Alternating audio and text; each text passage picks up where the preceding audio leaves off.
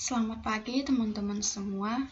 Kami dari kelompok 6 akan mempresentasikan hasil diskusi kami. Perkenalkan, nama saya Friska Priscilia.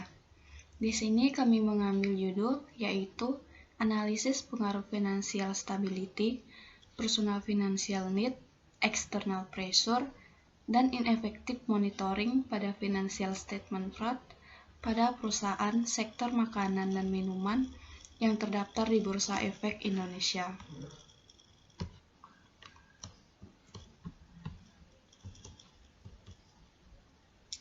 Yang pertama, latar belakang penelitian. Di era globalisasi yang semakin maju dan berkembang, semakin mudah memicu untuk melakukan kecurangan-kecurangan. Kecurangan-kecurangan tersebut dapat berupa kecurangan laporan keuangan yang terjadi tidak hanya di perusahaan besar, tetapi juga di perusahaan-perusahaan kecil. Setiap perusahaan membutuhkan laporan keuangan untuk kemajuan perusahaan. Perusahaan tentunya selalu ingin memberikan informasi yang baik untuk para pengguna. Untuk dapat memberikan informasi yang layak bagi pengguna laporan keuangan, maka penyusunan laporan keuangan ini harus disusun sebaik mungkin, sesuai dengan data yang akurat berdasarkan aturan akuntansi yang berlaku. Hal ini bertujuan agar para pengguna laporan keuangan menilai bahwa kinerja perusahaan selama ini baik. Perusahaan berusaha semaksimal mungkin untuk menggambarkan kondisi perusahaannya secara baik. Apabila perusahaan tidak dapat mencapai kinerja baiknya, maka hal ini dapat menjadi motivasi untuk melakukan kecurangan pada laporan keuangan. Bahkan tidak jarang mereka memanipulasi laporan keuangan sesuai yang mereka inginkan sehingga informasi yang terkandung di dalam laporan keuangan tersebut menjadi bias.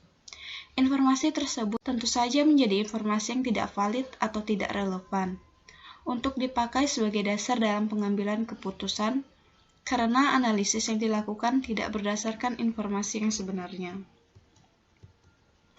Kecurangan pelaporan keuangan yang dilakukan oleh perusahaan dapat berakibat fatal dan merugikan banyak pihak untuk kedepannya. Tidak hanya perusahaan yang reputasinya akan buruk, tapi juga auditor dan pihak lain yang bekerja sama akan mendapatkan sanksi atas perbuatan yang mereka lakukan. Ketika kondisi keuangan perusahaan dalam kondisi tidak stabil, maka pihak manajemen perusahaan, auditor, dan pihak lain yang berkepentingan terhadap laporan keuangan tersebut akan melakukan berbagai cara untuk menutupi ketidakstabilan laporan keuangan tersebut. Bahkan, tidak jarang mereka mendapatkan berbagai tekanan karena adanya kepentingan pribadi dan adanya pihak ketiga yang mendorong mereka dalam melakukan kecurangan tersebut. Mereka dapat dengan leluasa atau dengan mudah melakukan kecurangan dalam laporan keuangan karena tidak adanya keefektifan pemantauan atau kurangnya pengawasan di dalam sebuah perusahaan. Berdasarkan uraian latar belakang penelitian yang dikemukakan, maka penulis tertarik untuk melakukan penelitian dengan judul Analisis Pengaruh Financial Stability, Personal Financial Need, External Pressure, dan Ineffective Monitoring pada Financial Statement Fraud pada perusahaan sektor makanan dan minuman yang terdaftar di Bursa Efek Indonesia. Selanjutnya yaitu permasalahan penelitian. Berdasarkan uraian latar belakang sebelumnya, maka yang menjadi permasalahan dalam penelitian ini adalah sebagai berikut. Yang pertama, apakah financial stability berpengaruh terhadap financial statement fraud? Yang kedua, apakah personal financial need berpengaruh terhadap financial statement fraud? Yang ketiga, apakah external pressure berpengaruh terhadap financial statement fraud? Dan yang keempat, apakah ineffective monitoring berpengaruh terhadap financial statement fraud? Pembatasan masalah. Pada penelitian ini, penulis membatasi masalah yakni pada laporan yang digunakan, yaitu laporan keuangan atau financial statement dan laporan tahunan atau annual report. Tahun 2014 sampai tahun 2018 pada perusahaan subsektor makanan dan minuman yang terdaftar di Bursa Efek Indonesia. Rasio-rasio yang digunakan dalam penelitian ini adalah financial statement fraud diukur dengan manajemen laba, rasio perubahan aset atau change yang digunakan untuk menghitung financial stability, rasio leverage atau DAR yang digunakan untuk menghitung external pressure, rasio kepemilikan saham oleh orang dalam atau OSIP untuk menghitung personal financial need, dan rasio komisaris yang terafiliasi atau BDIN untuk menghitung ineffective monitoring. Tujuan penelitian. Tujuan dari penelitian ini adalah sebagai berikut. Yang pertama, untuk mengetahui pengaruh financial stability terhadap financial statement fraud. Yang kedua, untuk mengetahui pengaruh personal financial need terhadap financial statement fraud. Yang ketiga, untuk mengetahui pengaruh external pressure terhadap financial statement fraud.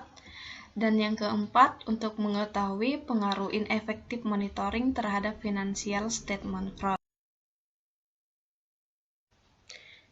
Manfaat penelitian. Yang pertama, manfaat bagi penulis. Penelitian ini bermanfaat untuk membantu penulis dalam memberikan pemahaman yang lebih mendalam tentang analisis pengaruh financial stability, personal financial need, external pressure, dan ineffective monitoring terhadap financial statement fraud. Yang kedua, manfaat bagi pembaca. Pembaca dapat mengetahui faktor-faktor yang dapat mempengaruhi financial statement fraud, dan penelitian ini diharapkan dapat menjadi dasar teori dan referensi bagi penelitian selanjutnya. Yang F itu kerangka pemikiran atau kajian teori. Yang pertama, fraud. Fraud adalah penyimpangan atau kesalahan yang disengaja yang melanggar hukum guna memperoleh keuntungan dan merugikan pihak lain. Menurut Harahap dan Putri, tahun 2018 pada halaman 252, menyebutkan, fraud merupakan sesuatu yang diperangi oleh akuntansi forensik dan audit investigasi sebab fraud menghancurkan pemerintahan maupun bisnis. Menurut Ardianingsih tahun 2018 pada halaman 74, unsur-unsur yang terkandung dalam fraud adalah sebagai berikut. Yang pertama, adanya perbuatan yang melanggar hukum. Yang kedua, dilakukan oleh orang dari dalam atau luar organisasi. Yang ketiga, untuk mendapatkan keuntungan pribadi atau kelompok, langsung atau tidak langsung merugikan pihak lain. Tindakan fraud bisa dilakukan oleh semua pihak, baik itu manajer, karyawan, ataupun pihak eksternal yang memiliki akses informasi mengenai perusahaan. Peluang dalam melakukan fraud sangat beragam. Contohnya, karyawan yang sedang kesulitan keuangan bisa melakukan tindakan fraud untuk membantu memenuhi keuangan pribadinya. Manajer yang mendapatkan tekanan dari pihak ketiga untuk menghasilkan laba yang tinggi supaya perusahaan tetap dalam keadaan stabil, dan kurangnya pengawasan perusahaan serta lemahnya sanksi yang diterima oleh para pelanggar membuat mereka tidak jera dalam melakukan pelanggaran.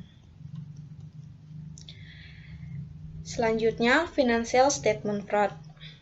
Financial statement fraud adalah kecurangan yang berbentuk pemanipulasian akun-akun atau salah saji material laporan keuangan yang dilakukan dengan sengaja. Kecurangan laporan keuangan biasanya dilakukan ketika laporan keuangan di perusahaan dalam keadaan tidak stabil atau bahkan untuk mendapatkan keuntungan pribadi. Financial statement fraud bisa direkayasa menjadi dua bentuk. Bentuk yang pertama dengan cara menyajikan laporan keuangan dengan merekayasa laba yang tinggi, sehingga kondisi perusahaan terlihat baik. Hal ini digunakan untuk menarik para investor supaya bisa berinvestasi pada perusahaan. Bentuk yang kedua ialah dengan menyajikan laporan keuangan dengan laba yang direkayasa menjadi rendah. Hal ini dilakukan guna untuk menurunkan tingkat kewajiban pajak yang akan perusahaan bayar. Menurut Nugraheni dan Triatmoko, tahun 2017 pada halaman 122 menyebutkan financial statement fraud merupakan suatu tindakan yang disengaja yang dilakukan oleh manajemen dengan cara merekayasa nilai dari laporan untuk menyesatkan para pengguna laporan keuangan. Berikutnya, financial stability. Menurut Aprila tahun 2018 pada halaman 6, financial stability merupakan keadaan yang menggambarkan kondisi keuangan perusahaan dalam kondisi stabil.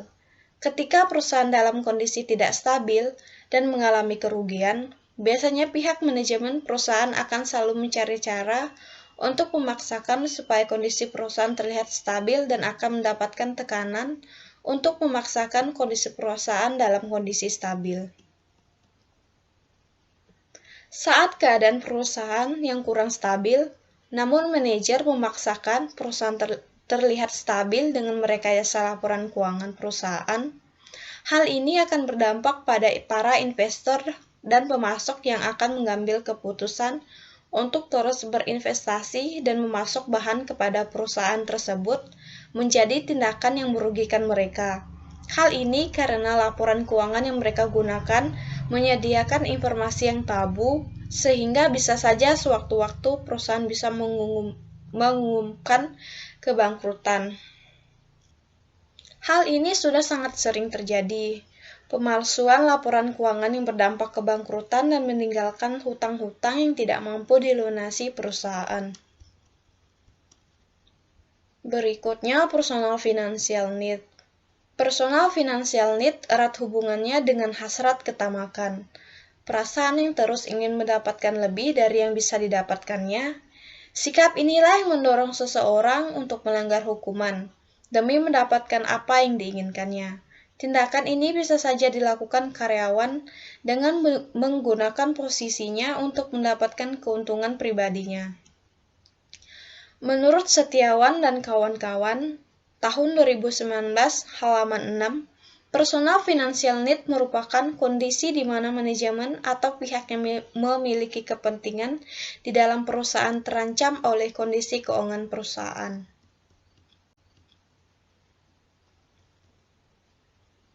External pressure. Menurut Setiawan dan kawan-kawan, tahun 2019 halaman 6, external pressure merupakan tekanan yang berlebihan dari pihak ketiga untuk memenuhi harapan yang diinginkan oleh pihak ketiga.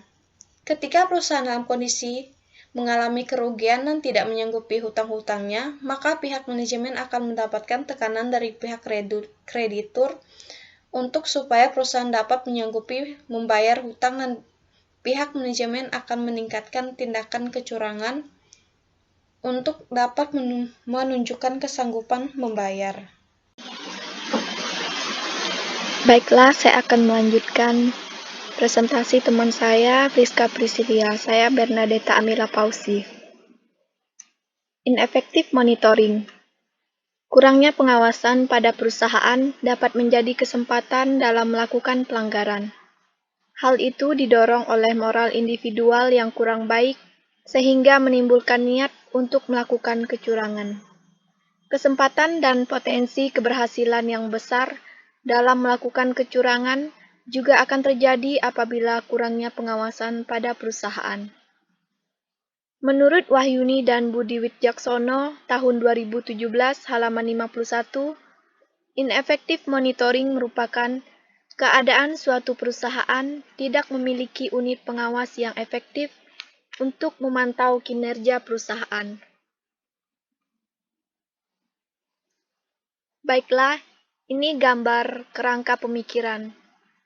Financial stability merupakan X1, personal financial need merupakan X2, external pressure merupakan X3, ineffective monitoring merupakan X4, dan financial statement fraud merupakan Y. Selanjutnya, hipotesis. Hipotesis yang pertama mengatakan bahwa financial stability berpengaruh positif terhadap financial statement fraud. Semakin tinggi persentase perubahan total aset, maka praktek kecurangan dalam laporan keuangan semakin tinggi. Hipotesis yang kedua mengatakan bahwa personal financial need berpengaruh positif terhadap financial statement fraud. Semakin tinggi persentase kepemilikan orang dalam, maka praktek kecurangan dalam memanipulasi laporan keuangan semakin bertambah. Selanjutnya, hipotesis yang ketiga mengatakan bahwa external pressure berpengaruh positif terhadap financial statement fraud.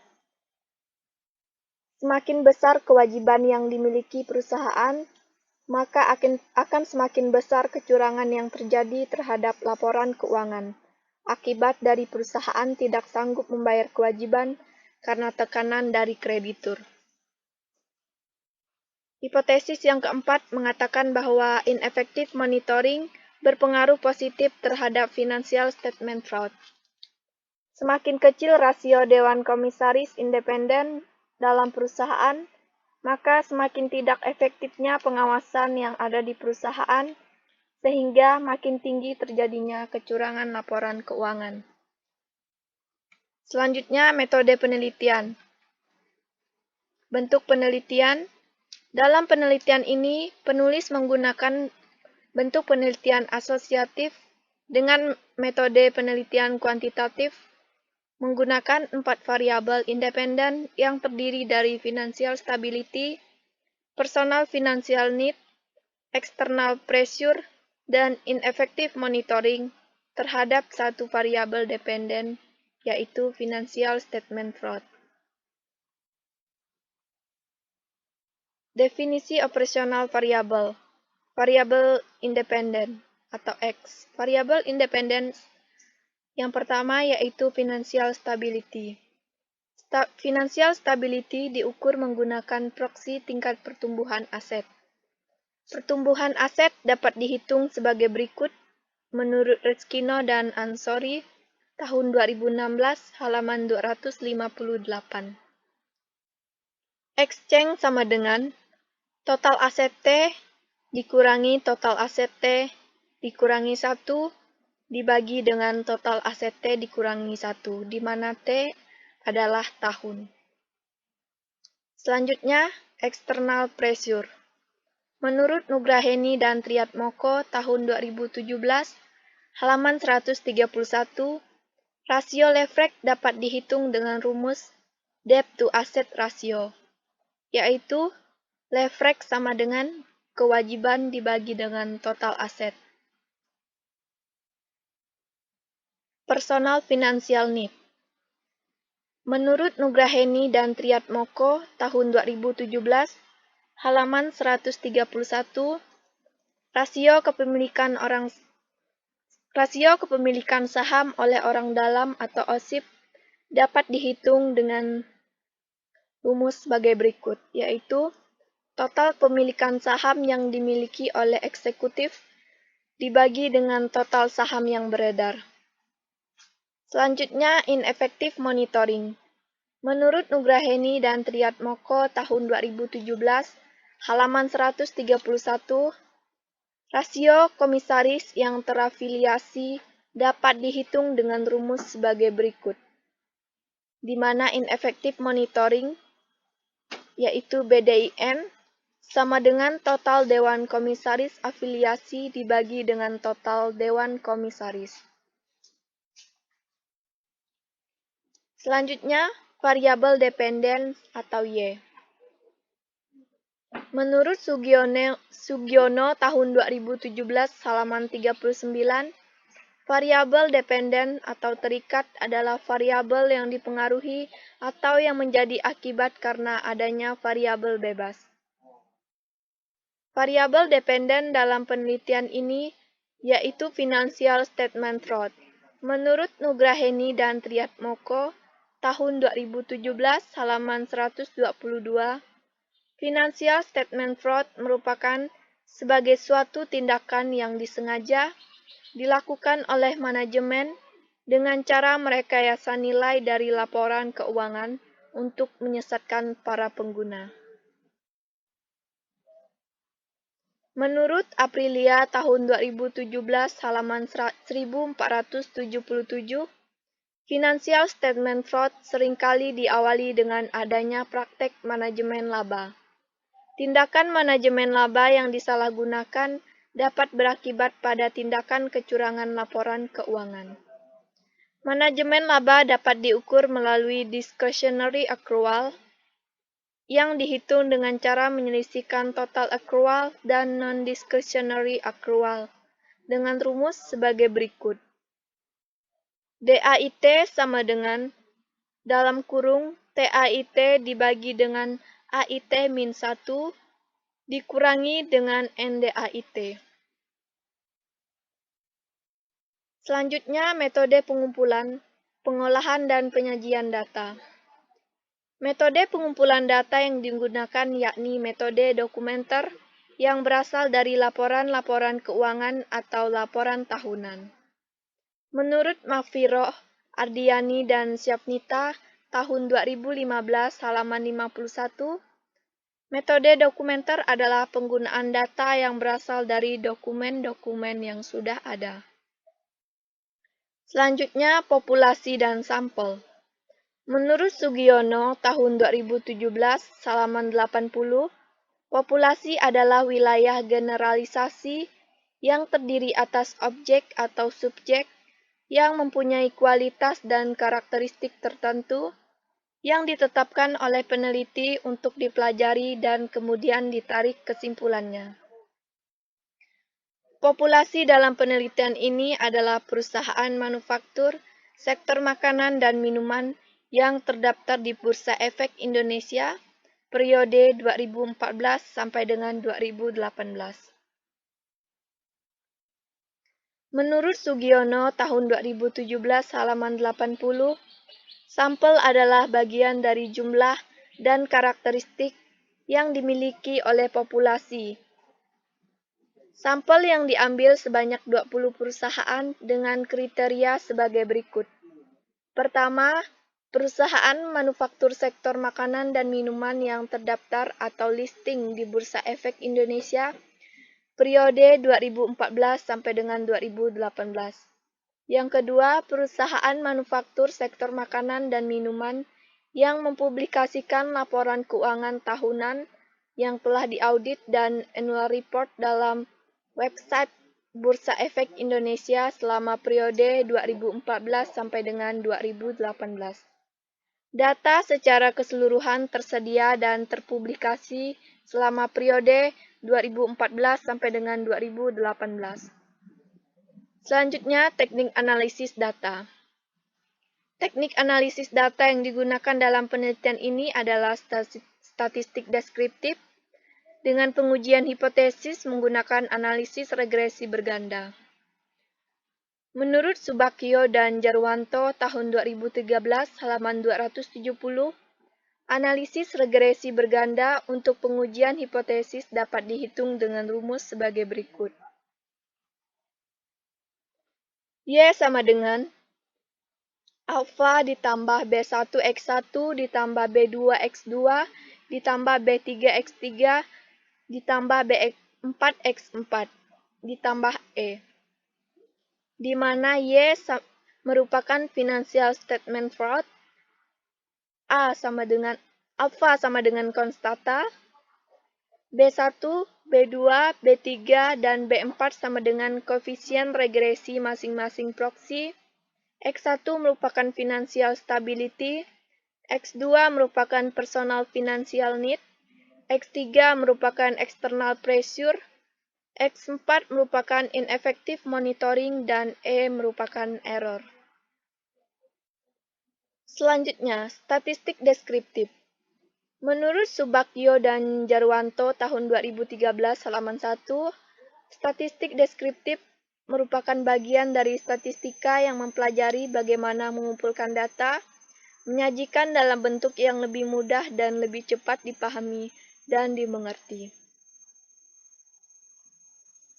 Uji normalitas data. Menurut Aprila tahun 2018 halaman 8, uji normalitas data bertujuan untuk menguji apakah dalam model regresi variabel pengganggu atau residual memiliki distribusi normal. Untuk menguji apakah residual berdistribusi normal atau tidak, terdapat dua cara, yaitu dengan uji statistik. Uji multikolinearitas.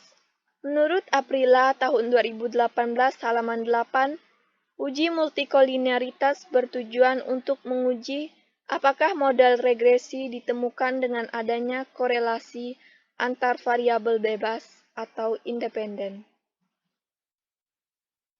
Uji regresi berganda. Menurut Aprila tahun 2018 halaman 8, metode regresi linier berganda dilakukan terhadap model yang diajukan peneliti untuk memprediksi hubungan antar variabel independen dengan variabel dependen. Uji regresi parsial atau disebut dengan uji T. Menurut Aprila tahun 2018 halaman 9, uji statistik T digunakan untuk menunjukkan seberapa jauh sebuah variabel independen secara individual dalam menerangkan variasi variabel dependen. Uji T digunakan untuk menemukan pengaruh yang paling dominan antara masing-masing variabel independen untuk menjelaskan variasi variabel dependen dengan tingkat signifikan 5%.